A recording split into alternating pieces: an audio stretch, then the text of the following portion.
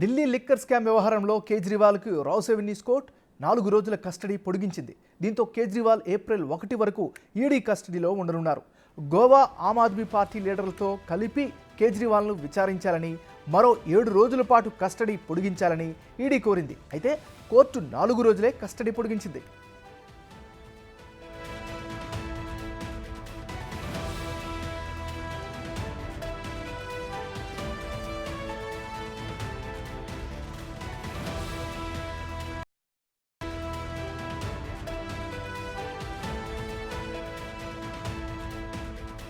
వీటిలో మనం breaking news చూస్తున్నాం. ఢిల్లీ లిక్కర్ స్కామ్ వ్యవహారంలో కేజ్రీవాల్కు రౌస్ అవెన్యూ కోర్టు 4 రోజుల కస్టడీ పొడిగించింది. దీంతో కేజ్రీవాల్ ఏప్రిల్ 1 వరకు ఈడీ కస్టడీలో ఉండనున్నారు.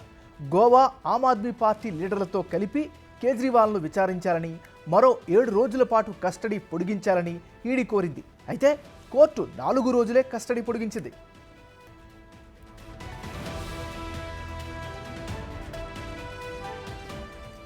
వీటిలో మనం బ్రేకింగ్ న్యూస్ చూస్తున్నాం. ఢిల్లీ లిక్కర్ స్కామ్ వ్యవహారంలో కేజ్రీవాల్కు రౌస్ ఎవెన్యూ కోర్టు 4 రోజుల కస్టడీ పొడిగించింది.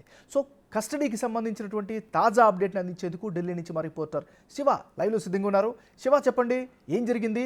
కోర్టు ఏ కోణంలో 4 రోజుల కస్టడీ పొడిగించింది? ఏమన్నా ఢిల్లీ లిక్కర్ స్కామ్లో ఆరోపణలు ఎదుర్కొంటున్న నేపథ్యంలో అరవింద్ కేజ్రీవాల్ను ఈ నెల 21న ఈడీ అధికారులు తన నివాసంలో అరెస్ట్ చేశారు. అరెస్ట్ చేసిన తర్వాత 22వ తేదీన రౌజనీ కోర్టులో హాజరుపరిచిన నేపథ్యంలో రౌజనీ కోర్టు న్యాయమూర్తి కావేరి భవేజా 28 వరకు 6 రోజుల పాటు ఈడీ కస్టడీ ఇచ్చారు. కస్టడీ ఈ రోజు ముగియడంతో రౌజనీ కోర్టులు మళ్ళీ తిరిగి రౌజనీ కోర్టులో హాజరుపరిచిన తర్వాత 7 రోజుల కస్టడీ ఇవ్వాలంటూ కూడా ఈడీ అధికారులు కోరారు. అంటే మరింత సమాచారం రాబట్టాల్సి ఉంటుంది. ఈ నేపథ్యంలో అంటే ఈ 6 రోజుల విచారణలో అరవింద్ కేజ్రీవాల్ సరిగా విచారణకు సహకరించలేదు అని ఈడీ అధికారులు న్యాయమూర్తి ముందు తమ వాదనలు వినిపించారు.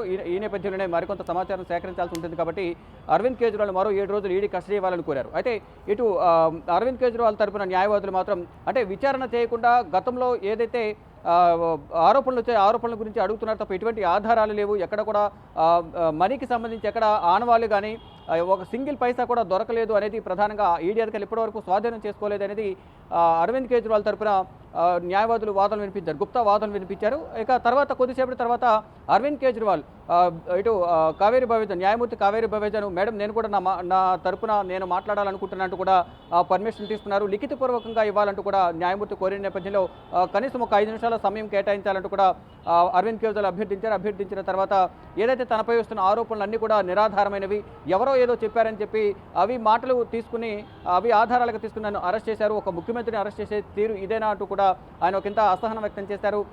మరో మధ్యలో ఎవరైతే ఈడీ తరపున న్యాయవాది ఎస్వి రాజు వీడియో కాన్ఫరెన్స్ ద్వారా వాదన వినిపిస్తున్న సందర్భంలో అరవింద్ కేజ్రీవాల్ తన వాదనను తెలియజేసే సందర్భంలో మధ్యలో అడ్డుపడుతున్న సందర్భంలో నాకు సహకరించాలి, మీ ఆశీర్వాదం కావాలంటూ కూడా ప్రభుత్వం ఈడీ తరపున న్యాయవాది అదనపు సొలిసిటర్ జనరల్ రాజును కూడా ఈయన వేడుకున్న పరిస్థితి కనిపిస్తుంది. మొత్తంగా చూసుకుంటే ఢిల్లీ లిక్కర్ స్కామ్ గురించి తన పేరు అసలు ఎప్పుడు బయటకు వచ్చింది అనేది ఆయన మొత్తం వివరంగా తెలియజేశారు. సౌత్ గ్రూప్కు సంబంధించి కవిత కానీ, సరిచంద్రారెడ్డి, మాగుంట రాఘవరెడ్డి, శ్రీనివాసరెడ్డి అసలు వీరితో పరిచయం ఏ విధంగా ఏర్పడింది అనే దాని మీద ప్రధానంగా అరవింద్ కేజ్రీవాల్ తన మాటల ద్వారా న్యాయమూర్తి ముందు తెలియపరిచారు. అంటే అరవింద్ కేజ్రీవాల్ను గతంలో మాగుంట శ్రీనివాసరెడ్డి ఎంపీగా ఉన్న సందర్భంలో మిమ్మల్ని ఒకసారి కలవాలని పర్మిషన్ తీసుకుని నాతో కలిసిన తర్వాత తన కుటుంబం పేరు మీద ఒక చారిటబుల్ ట్రస్ట్ పెట్టాలనుకుంటున్నాను, దానికి భూమి కేటాయించాలంటూ శ్రీనివాసరెడ్డి నన్ను కలిశారు. కానీ ఈ భూమి అనేది నా పరిధిలో ఉండదు, లెఫ్టినెంట్ గవర్నర్ పరిధిలో ఉంటుంది కాబట్టి మీరు వారిని కలవాలంటూ కూడా తెలియజేశారని, దాని తర్వాత పరిణామాలు ఢిల్లీ లిక్కర్ స్కామ్ సంబంధించి తన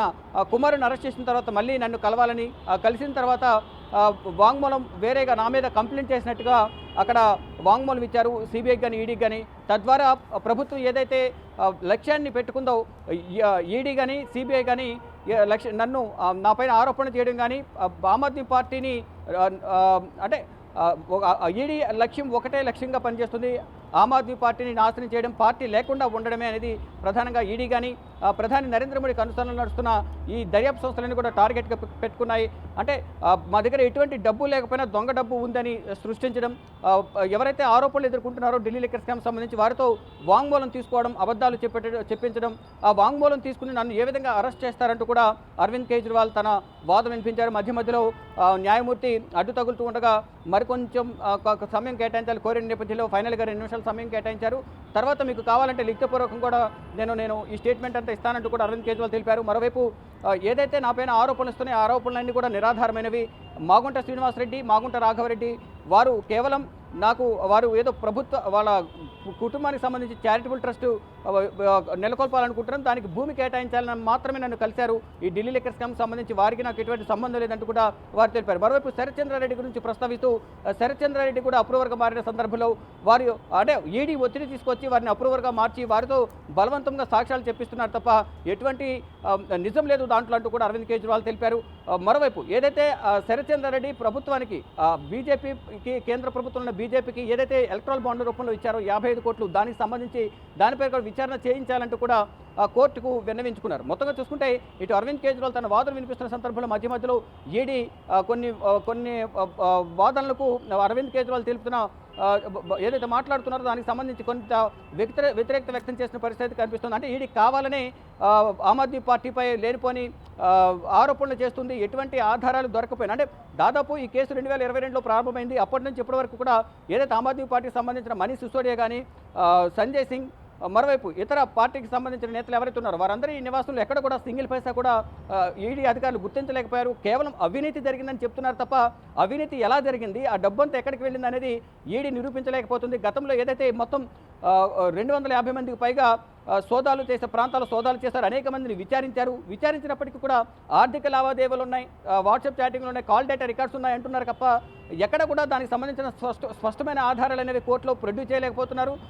ఏదైతే 100 కోట్ల రూపాయలు ముడుపులు చేతులు మారాయి అంటున్నారు. అసలు ఆ 100 కోట్లు ఎలా వచ్చాయి, ఎవరి నుంచి వచ్చాయి, ఎక్కడికి వెళ్ళాయి, ఆ డబ్బు ఎక్కడుంది అనేది మాత్రం నిర్ధారించలేకపోతున్నారంటూ కూడా అరవింద్ కేజ్రీవాల్ కోర్టులో తన వాదన ద్వారా న్యాయమూర్తి ముందు ఉంచారు. ఇక ఫైనల్గా ఇటు ఈడీ కూడా ఈ 100 కోట్ల రూపాయలని సౌత్ గ్రూప్ నుంచి అరవింద్ కేజ్రీవాల్ తీసుకున్నారు అనేది ప్రధానంగా వారు ఆరోపిస్తున్నారు. ఆ డబ్బును మాగుంట రాఘవరెడ్డి, అలాగే మాగుంట శ్రీనివాసరెడ్డి, కవిత, శరత్చంద్రారెడ్డి వీరందరూ కలిపి ముందుగా 45 కోట్లు ఇచ్చారు, తర్వాత మరొక 55 కోట్లు ఇచ్చారు అనేది ప్రధానంగా వారు చెప్తున్నారు. అంటే ఈ 45 కోట్లు ప్లస్ 55 కోట్లు మొత్తం 100 కోట్లు అనేవి అక్కడ అరవింద్ కేజ్రీవాల్కు ఎవరైతే కవిత పిఏ ఉన్నారో అశోక్ కౌశిక్ ద్వారా అరవింద్ కేజ్రీవాల్ మీడియా కోఆర్డినేటర్ విజయ్ నాయర్ ద్వారా ఈ ప్రభుత్వానికి డబ్బు వెళ్ళిందని ప్రధానంగా ఈడీ ఆరోపిస్తోంది. కానీ ఎటువంటి డబ్బు మాకు ముట్టలేదు, మేము ఎటువంటి అవినీతికి పాల్పడలేదు, ప్రభుత్వ రూపకల్పనలో ఏ విధంగా అయితే పాలసీ ఉంటుందో అదేవిధంగా రూపకల్పన చేసింది తప్ప దీంట్లో ఎటువంటి అవకతవకలు కానీ సౌత్ గ్రూప్ నుంచి మేము తీసుకుంటున్నట్టు ముడుపులు కానీ ఎక్కడ కూడా తీసుకోలేదు అనేది ప్రధానంగా అరవింద్ కేజ్రీవాల్ తన వాదనల ద్వారా వినిపించారు. ఇక ఫైనల్గా మరింత విచారించాల్సి ఉంటుంది కాబట్టి 7 రోజుల కస్టడీ ఇవ్వాలని కోరిన నేపథ్యంలో 4 రోజులు ఈడీ కస్టడీ ఇచ్చారు. అంటే ఏప్రిల్ 1 వరకు అరవింద్ కేజ్రీవాల్ మళ్ళీ ఈడీ కస్టడీలో ఉండబోతున్నారు. ఈ 4 రోజుల విచారణలో పలు కీలక విషయాలు రాబట్టాల్సి ఉంటుంది కాబట్టి మళ్ళీ ఈ 4 రోజులు విచారిస్తామంటూ కూడా ఈడీ అధికారులు తెలిపారు. మళ్ళీ ఏప్రిల్ 1 11:30 మళ్ళీ ఈడీ కార్యాలయం నుంచి రౌజనీ కోర్టులో అరవింద్ కేజ్రీవాల్ను హాజరుపరచబోతున్నారు. మరోవైపు నిన్న ఏదైతే ఇటు పంజాబ్లో ఢిల్లీ లిక్కర్ స్కామ్కు సంబంధించి లింకులు పంజాబ్లో ఉన్నాయని ఆరోపణలు వచ్చిన నేపథ్యంలో 20 ప్రాంతాల్లో ఈడీ బృందాలు దాడులు చేసి ప్రభుత్వ ఎక్సైజ్ కమిషనర్ కూడా సమన్లు జారీ చేసినట్టు తెలుస్తుంది. ఢిల్లీ ఈ రోజు టోటల్ విచారణ సందర్భంగా కేజ్రీవాల్ కవిత పేరును ఏమైనా ప్రస్తావించారా? దానికి సంబంధించిన అప్డేట్స్ ఏంటి? రెడ్డి కవిత మొదట తను మాట్లాడుతున్న సందర్భంలో నాకు కూడా మాట్లాడే అవకాశం ఇవ్వాలని తెలిపిన నేపథ్యంలో ముందుగా కవిత పేరు ప్రస్తావించారు.